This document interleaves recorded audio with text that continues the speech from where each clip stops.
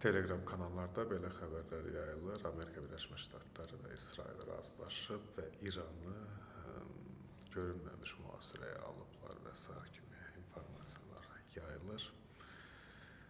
Trumpın ölkəsi isə etiraz aksiyalarına bürünüb, hands off, əllərinizi çəkin, belə bir etirazlar gedir. Trumpın bu tarif rüsum siyasətinə etiraz edirlər.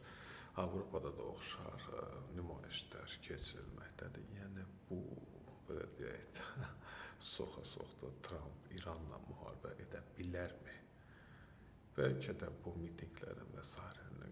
etirazların qarşısını almaq üçün diqqəti İran İslam Respublikası ilə aparılan savaşa yönəldə bilər. O vaxt İraq olsun, Qəddafi Liviyası olsun, Qəddafi Liviyasında diktatura bəhanəsində insanların azadlığı yönündə hücum elədi. Koalisiya Qəddafini hakimiyyətdən devirdi, Liviyanı riskə qoydu.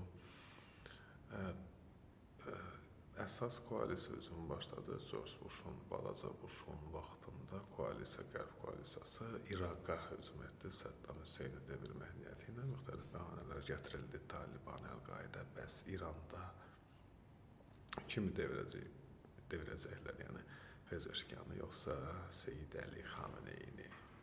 Bax, əsas suallar budur. Amma İrana da hücum etmək üçün bəhanələri var. Buna misal olaraq Hizbullah Husilərə dəstək və yaxud da Qəzzadakı Həması göstərmək olar. Hücumun olub-olmayacağı isə yəni sual altındadır.